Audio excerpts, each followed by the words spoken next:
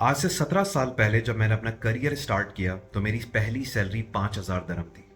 और उसके बाद 2015 के अंदर जब मैं हेड ऑफ बिजनेस डेवलपमेंट बना यहाँ की एक बड़ी एफएमसीजी कंपनी के अंदर, तो मेरी सैलरी 22,000 दरहम हो गई। इमेजिन करें एक 28-29 साल का लड़का जिसकी सैलरी 22,000 दरहम हो। ये वो टाइम था जब मैंने अपनी पहली लग्जरी कार लेक्सस ES 350 ली।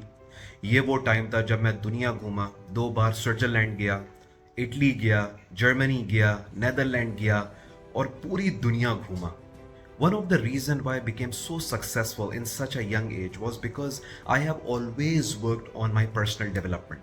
मैं वो बंदा हूँ जिसने हमेशा अपने एरियाज ऑफ इम्प्रूवमेंट को डिफाइन किया, अपनी वीकनेसेस को डिफाइन किया और फिर उसको ओवरकम करने के लिए हम हमेशा काम किया। अपने करियर के स्टार्ट में ही मैं एक चीज़ समझ गया था कि 1 लाख रुपए की सैलरी के अंदर से 20,000 रुपये बचाना बहुत मुश्किल काम है, लेकिन 50 लाख रुपए की सैलरी के अंदर से 25 लाख रुपए बचाना बहुत आसान काम है। मैं जिंदगी भर कभी भी सेविंग्स के पीछे नहीं भागा।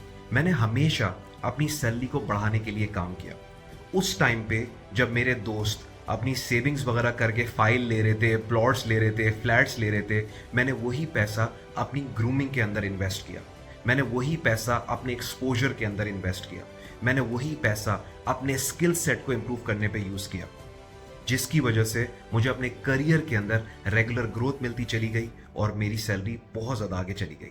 हम लोग एक ऐसी सोसाइटी के अंदर पले बड़े हैं कि जहाँ पे हमें बचपन से ये सिखाया गया है कि बस पैसा बचाओ, जितनी तुम्हारी सैलरी आए, जितने चादर हैं उतने पाँव फैलाओ और उसके बाद तुम्हें हर हाल में पैसा बचाना है और पैसा बचा के तुम्हें प्लॉट लेना है, तुम्हें फ्लैट लेना है, तुम्हें कोई ज़मीन लेनी है और बस। और यही हमारा ऑब्जेक्टिव होता है जॉब करने का और पैसे बचाने का।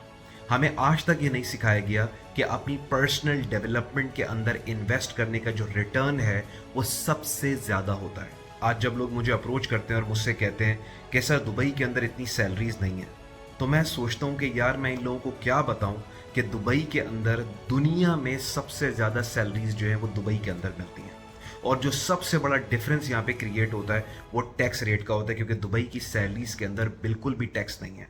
तो अगर आप यहाँ पे अपनी पर्सनल डेवलपमेंट के ऊपर काम करके ग्रो कर गए तो आप उस एक्स्ट्रा ऑर्डिनरी पैकेज के ऊपर चले जाते हैं कि जहाँ पे आपकी सेविंग्स नल एंड वाइड हो जाती हैं। ये जो सेविंग्स का कॉन्सेप्ट है ये आपके लिए नॉन एग्जिस्टेंट हो जाता है। तो आज की छोटी सी वीडियो बनाने का सिर्फ मेरा मकसद ये था कि अगर आप महीने के कुछ पैसे बचाएं, रादर देन उसका कोई फ्लैट बुक कराएं या कोई प्लॉट ले रहे हैं या कोई बाकी चीज़ें कर लें, वो पैसा अपनी ग्रूमिंग के अंदर एक्सपेंड करें, अपनी पर्सनल डेवलपमेंट के अंदर इन्वेस्ट करें, अपने एक्सपोजर के अंदर इन्वेस्ट करें, क्योंकि इस चीज़ का रिटर्न जो आपको मिलेगा वो आपको तमाम रिटर्न से बहुत ज़्यादा होगा। As they say, in a volatile economy, the only safe and secure investment that you can do is on yourself. And according to Forbes, the people who invest on themselves are 3 times more likely to achieve the financial independence than their peers. मैं personal development के ऊपर बहुत ज़्यादा बात करता हूँ, तो इंशाल्लाह मैं नेक्स्ट वीडियो इस टॉपिक के ऊपर बनाऊंगा कि अपनी पर्सनल डेवलपमेंट के ऊपर कैसे काम करते हैं और अपने आप को वैल्यूएबल कैसे बनाते हैं। Stay tuned.